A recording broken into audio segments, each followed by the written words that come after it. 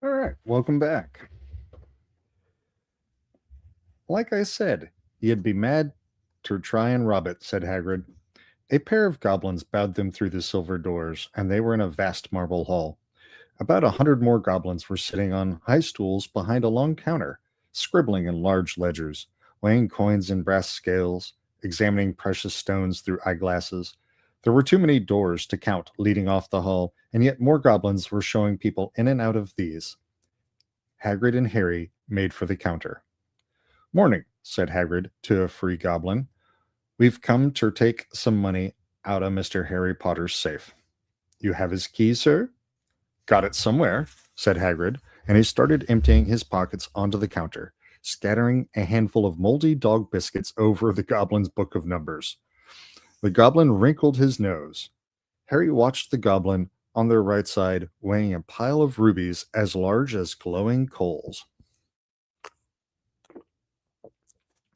Got it, Hagrid said at last, holding up a tiny golden key. The goblin looked at it closely. That seems to be in order. And I've also got a letter here from Professor Dumbledore, said Hagrid importantly, throwing out his chest. It's about the you-know-what in Vault 713. Hagrid doesn't have a lot of discretion, and he takes pride in things for which he should be quiet. The goblin read the letter carefully. Very well, he said, handing it back to Hagrid. I will have someone take you down to both vaults. Griphook. Griphook was yet another goblin. Once Hagrid had crammed all the dog biscuits back inside his pockets, he and Harry followed Griphook toward one of the doors leading off the hall. What's the you-know-what in Vault 713? Harry asked. Can't tell you that, said Hagrid mysteriously. Very secret. Hogwarts business. Dumbledore's trusted me. More'n my job's worth to tell you that. Griphook held the door open for them. Harry, who had expected more marble, was surprised. They were in a narrow stone passageway lit with flaming torches. It was sloped steeply downward, and there were little railway tracks on the floor. Griphook whistled, and a small cart came hurtling up the tracks toward them. They climbed in, Hagrid with some difficulty, and were off. At first, they just hurtled through a maze of twisting passages. Harry tried to remember left, right, right, left, middle fork, right, left, but it was impossible. The rattling cart seemed to know its own way because Griphook wasn't steering. Harry's eyes stung as the cold air rushed past them, but he kept them wide open. Once he thought he saw a burst of fire at the end of a passage and twisted around to see if it was a dragon. But too late. They plunged even deeper, passing an underground lake where huge stalactites and stalagmites grew from the ceiling and floor. I never know, Harry called to Hagrid over the noise of the cart. What's the difference between a stalagmite and a stalactite? Stalagmite's got an M in it, said Hagrid, and don't ask me questions just now. I think I'm going to be sick. He did look very green, and when the cart stopped, at last, beside a small door in the passage wall, Hagrid got out and had to lean against the wall to stop his knees from trembling. Griphook unlocked the door. A lot of green smoke came billowing out, and as it cleared, Harry gasped. Why was there green smoke? Inside were mounds of gold coins, columns of silver, heaps of little bronze newts. All yours? Smiled Hagrid. All Harry's. It was incredible. The Dursleys couldn't have known about this, or they would have had it from him faster than blinking. How often had they complained about how much Harry cost them to keep? And excuse me, sorry.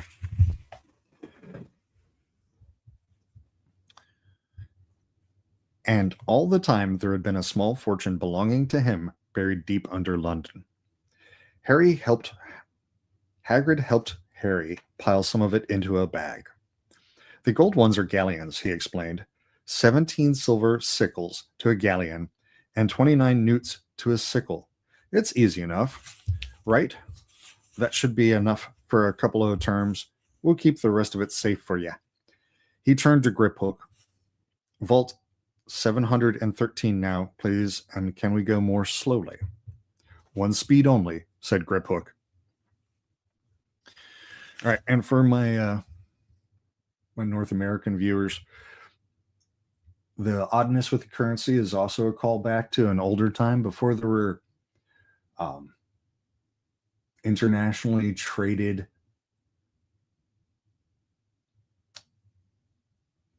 currency, before there were like standardized currencies. The money system used to be really weird because people would use a mix of coins from different countries by weight, and like parts of a coin or clipped off parts of a coin were also worth something, depending on where the coin came from and its base metal. So before things got standardized heading into the Industrial Revolution, money was very much more confusing to have and use transactionally than it is now. They were going even deeper now and gathering speed. The air became colder and colder as they hurtled around tight corners.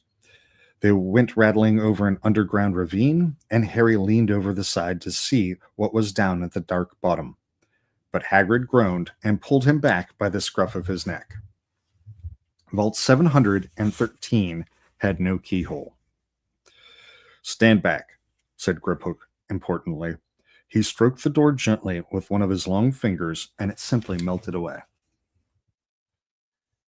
If anyone but a Gringotts goblin tried that, they'd be sucked through the door and trapped in there, said Griphook.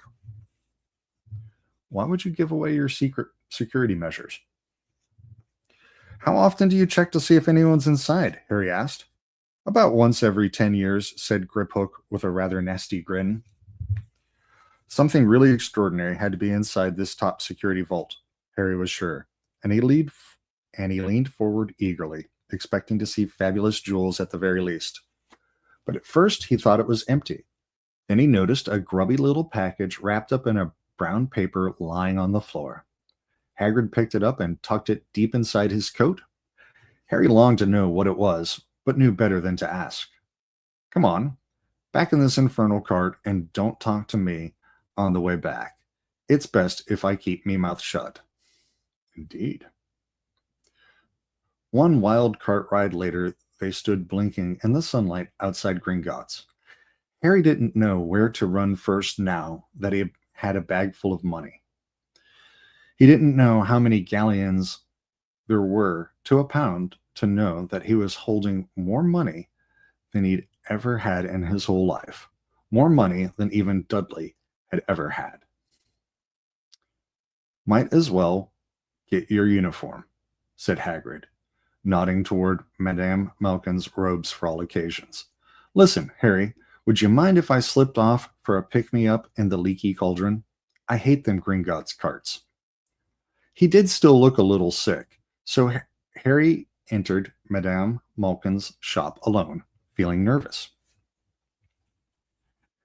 Madame Malkin was a squat, smiling witch dressed all in mauve. Hogwarts, dear, she said when Harry started to speak. Got the lot here. Another young man being fitted up just now, in fact. In the back of the shop, a boy with a pale, pointed face was standing on a footstool, while a second witch pinned up his long black robes. Madame Malkin stood Harry on a stool next to him, slipped a long robe over his head, and began to pin it to the right length. Hello, said the boy. Hogwarts too? Yes, said Harry. My father's next door buying my books, and mother's up the street looking at wands, said the boy. He had a bored, drawling voice. Then I'm going to drag them off to look at racing brooms. I don't see why first years can't have their own. I think I'll bully father into getting me one, and I'll smuggle it in somehow. Well, we think we already know who this is, don't we? Hi, Malfoy. Harry was strongly reminded of Dudley. So now Harry's in his trauma. Have you got your own broom? The boy went on. No, said Harry. Play Quidditch at all? No, Harry said again, wondering what on earth Quidditch could be. I do. Father says it's a crime if I'm not picked to play for my house, and I must say, I agree. Know what house you'll be in yet? No, said Harry, feeling more stupid by the minute. Well, no one really knows until they get there, do they? But I know I'll be in Slytherin. All our family have been. Imagine being in Hufflepuff. I think I'd leave, wouldn't you? I I identify with House Hufflepuff, so I don't see any shame there whatsoever. Said Harry, wishing he could say something a bit more interesting. I say, look at that man, the boy said the boy suddenly, nodding toward the front window. Hagrid was standing there, grinning at Harry and pointing two large ice creams to show he couldn't come in. That's Hagrid, said Harry, pleased to know something the boy didn't. He works at Hogwarts. Oh, said the boy, I've heard of him. He's a sort of servant, isn't he? He's the gamekeeper, said Harry. He was liking the boy less and less every second. Yes, exactly. I heard he's a sort of savage. Lives in a hut on the school grounds, and every now and then he gets drunk, tries to do magic, and ends up setting fire to his bed. I think he's brilliant, said coldly. I'll point out that while Malfoy is not being very nice here, we could probably look at his claims because he's probably correct. And if that reputation is already down to 11-year-old boys that haven't even been to Hogwarts yet, it's not great. Do you? Said the boy with a slight sneer. Why is he with you? Where are your parents? They're dead, said Harry shortly. He didn't feel much like going into the matter with this boy. Oh, sorry, said the other, not sounding sorry at all. But they were our kind, weren't they? So Malfoy hasn't decided whether he should fake empathy or not because he's still trying to figure out what Harry Potter is. You have to make sure that somebody is of the right sort before you can have any commiseration with them in Malfoy's world. They were a witch and a wizard, if that's what you mean. I really don't think they should let the other sort in, do you? They're just not the same. They've never been brought up to know our ways. Some of them have never even heard of Hogwarts until they get the letter. Imagine. I think they should keep it in the old wizarding families. What's your surname anyway? All right. So, very elitist. From my American perspective, this also sounds like a callback to the old British aristocracy. If you don't have lands or titles, you're not welcome in the club, and your family line should go back to the Magna Carta.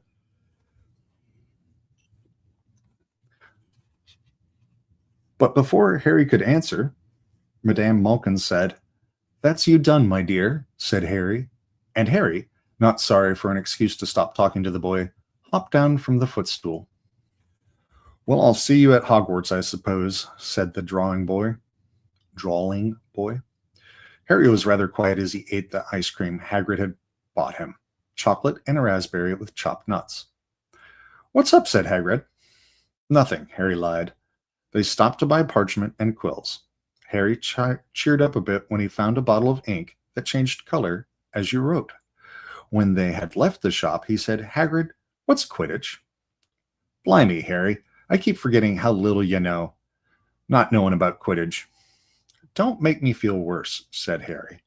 He told Hagrid about the pale boy and Madame Malkin's, and he said people from Muggle families shouldn't even be allowed in. You're not from a Muggle family. If he'd known who you were, he's grown up knowing your name if his parents are wizarding folk. You saw what everyone in the Leaky Cauldron was like when they saw you. Anyways, what does he know about it? Some of the best I ever saw were the only ones with magic in them and a long line of muggles. Look at your mom. Look what she had for a sister. — So what is Quidditch? It's our sport, wizard sport. It's like soccer in the Muggle world. Everyone follows Quidditch. Played up in the air on broomstick, and there's 4 balls. Sort of hard to explain the rules. And what are Slytherin and Hufflepuff? Schoolhouses. There's 4. Everyone says Hufflepuff are a lot of duffers, but I bet I'm in Hufflepuff, said Harry gloomily. Better Hufflepuff than Slytherin, said Hagrid darkly. There's not a single witch or wizard who went bad who wasn't in Slytherin. You know who was one. You know who was at Hogwarts? Years and years ago, said Hagrid. They bought Harry's school books in a shop called Flourish and Blots, where the shelves were stacked to the ceiling with books as large as paving stones bound in leather. Books the size of postage stamps and the covers of silk, books full of peculiar symbols, and a few books with nothing in them at all. Even Dudley, who never read anything, would have been wild to get his hands on some of these. Hagrid almost had to drag Harry away from curses and counter-curses. Bewitch your friends and befuddle your enemies with the latest revenges, hair loss, jelly legs, tongue-tying, and much, much more, by Professor Vindictus Viridian. I was trying to find out how to curse Dudley. I'm not saying that's not a good idea, but you're not to use magic in the Muggle world except in very special circumstances, said Hagrid. And anyway, you couldn't work any of them curses yet.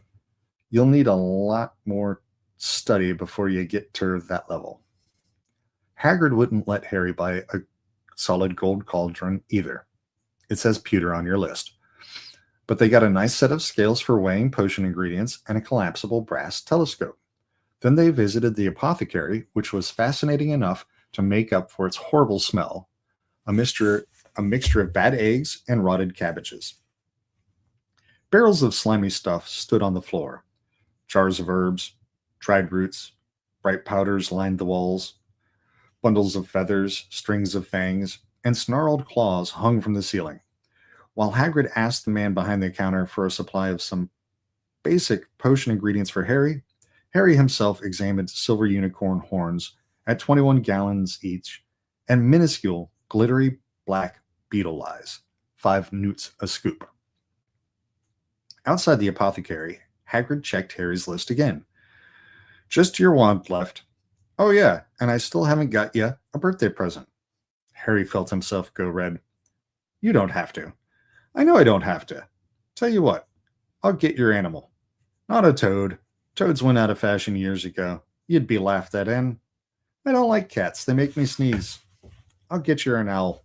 All the kids want owls. They're dead useful. Carry your mail and everything. 20 minutes later, they left Aelop's Owl Emporium, which had been dark and full of rustling and flickering, jewel-bright eyes. Harry now carried a large cage that held a beautiful snowy owl, fast asleep with her head under her wing. He couldn't stop stammering his thanks, sounding just like Professor Quirrell. Don't mention it, said Hagrid gruffly. Don't expect you've had a lot of presents from them Dursleys. Just Ollivanders left now. Only place for wands, Ollivanders. And yeah, you gotta have the best wand. A magic wand. This was what Harry had been really looking forward to. The last shop was narrow and shabby. Peeling gold letters over the door read Ollivanders, maker of fine wands since 382 BC. So he was providing wands, or an ancestor was, to the Romans. A single wand lay on a faded purple cushion in the dusty window. A tinkling bell rang somewhere in the depths of the shop as they stepped inside. It was a tiny place, empty except for a single spindly chair that Hagrid sat on to wait. Harry felt strangely as though he had entered a very strict library. He swallowed a lot of new questions that had just occurred to him and looked instead at the thousands of narrow boxes piled neatly right up to the ceiling. For some reason, the back of his neck prickled. The very dust and silence in here seemed to tingle with some secret magic. Good afternoon, said a soft voice. Harry jumped. Hagrid must have jumped too, because there was a loud crunching noise and he quickly got off the spindly chair. An old man was standing before them, his wide, pale eyes shining like moons through the gloom of the shop. "Hello," said Harry awkwardly. "Ah, yes," said the man. "Yes, yes. I thought I'd be seeing you soon. Harry Potter." It wasn't a question. "You have your mother's eyes. It seems only yesterday she was in here herself, buying her first wand. 10 1/4 inches long, swishy, made of nice willow. Nice wand for charm work." You don't normally see that sort of confidence in somebody's ability to make connections, especially rooted over that sort of time.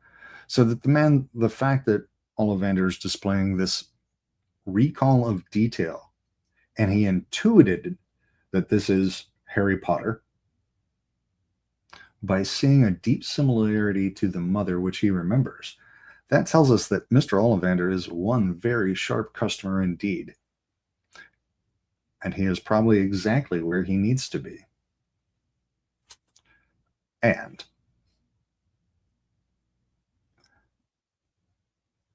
his competence will, by necessity,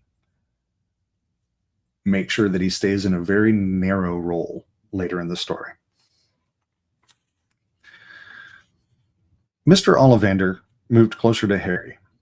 Harry wished he would blink. Those silvery eyes were a bit creepy. Your father, on the other hand, favored a mahogany wand, 11 inches, pliable, a little more power, and excellent for transfiguration. Well, I say your father favored it. It's really the wand that chooses the wizard, of course. I feel like that'll come in handy later. Mr. Ollivander had come so close that he and Harry were almost nose to nose. Harry could see himself reflected in those mystery eyes. And that's where Mr. Ollivander touched the lightning scar on Harry's forehead with a long white finger. "I'm sorry to say I sold the one that did it," he said softly. 13 1/2 inches. You. Powerful wand. Very powerful. And in the wrong hands, well, if I'd known what that wand was going out in the world to do. He shook his head and then, to Harry's relief, spotted Hagrid.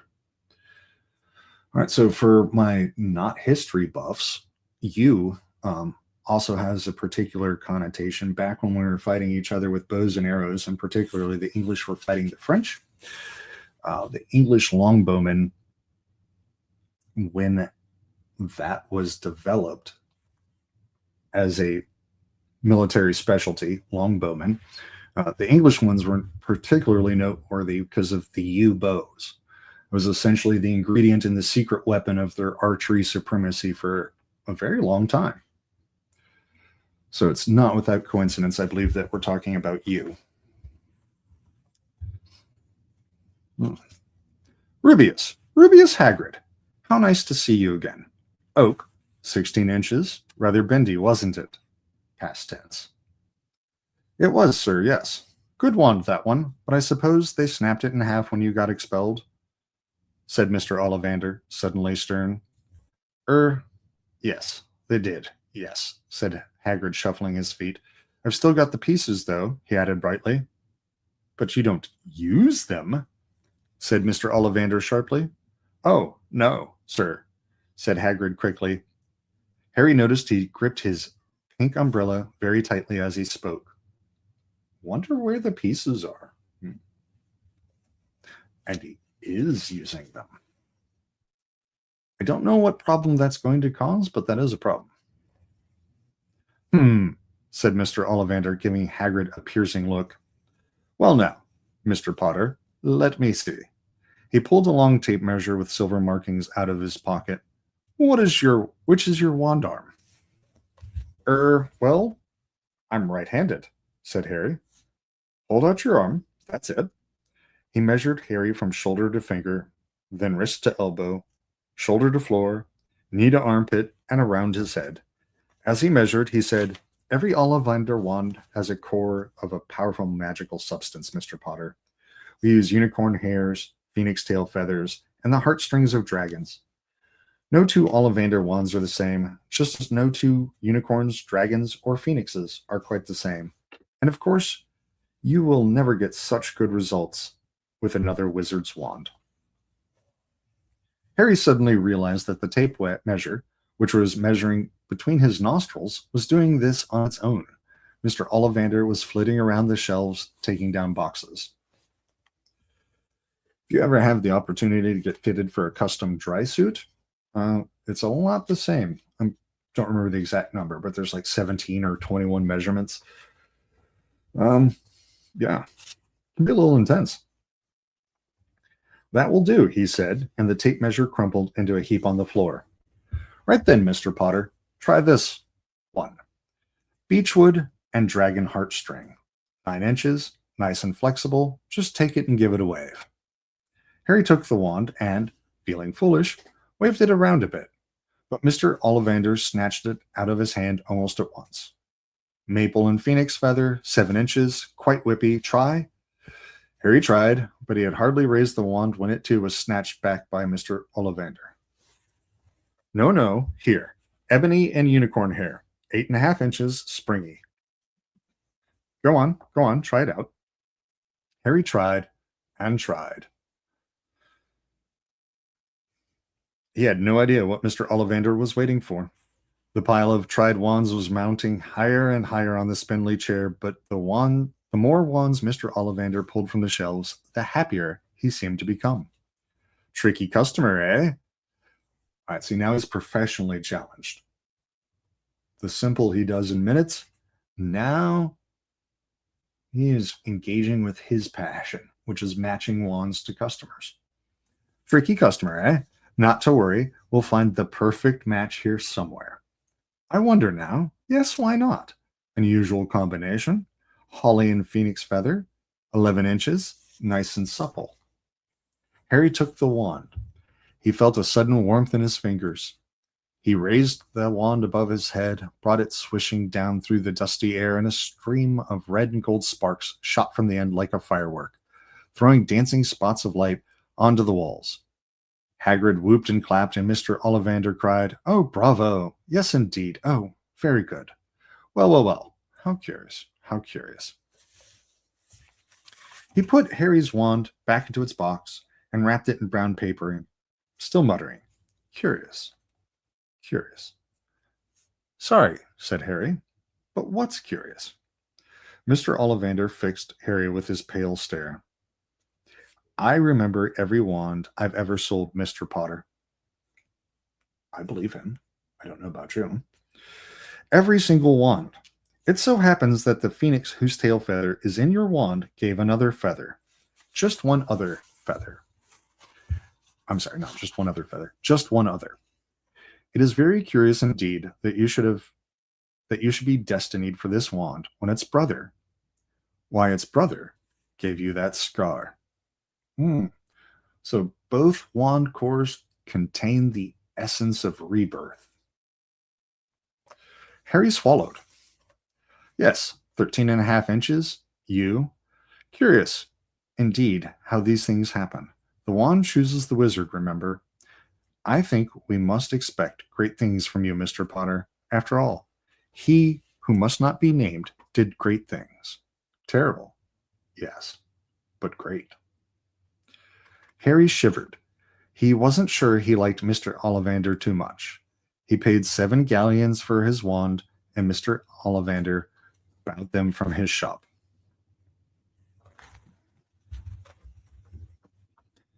The late afternoon sun hung low in the sky as Harry and Hagrid made their way back to Diagon Alley, back through the wall, back through the leaky cauldron, now empty. Harry didn't speak at all as they walked down the road. He didn't even notice how much people were gawking at them on the underground, laden as they were with all of their funny-shaped packages, with the snowy owl asleep in its cage on Harry's lap. Up another escalator into Paddington Station. Harry only realized where they were when Hagrid tapped him on the shoulder. "Got time for a bite to eat before your train leaves," he said. He bought Harry a hamburger and they sat down on plastic seats to eat them. Harry kept looking around. Everything looked so strange somehow. You all right, Harry? You're very quiet, said Hagrid. Harry wasn't sure he could explain. He just had the best birthday of his life, and yet he chewed his burger, trying to find the words. Everyone thinks I'm special, he said at last. All those people in the leaky cauldron, Professor Quirrell, Mr. Ollivander, but I don't know anything about magic at all. How can they expect great things? I'm famous, and I can't even remember what I'm famous for. I don't know what happened when I mean the night my parents died. Hagrid leaned across the table. Behind the wild beard and eyebrows, he wore a very kind smile. Don't you worry, Harry. You'll learn fast enough. Everyone starts at the beginning at Hogwarts. You'll be just fine. Just be yourself. I know it's hard. You've been singled out, and that's always hard. But you'll have a great time at Hogwarts. I did. Still do, as a matter of fact. Hagrid helped Harry onto the train that would take him back to the Dursleys, and then handed him an envelope.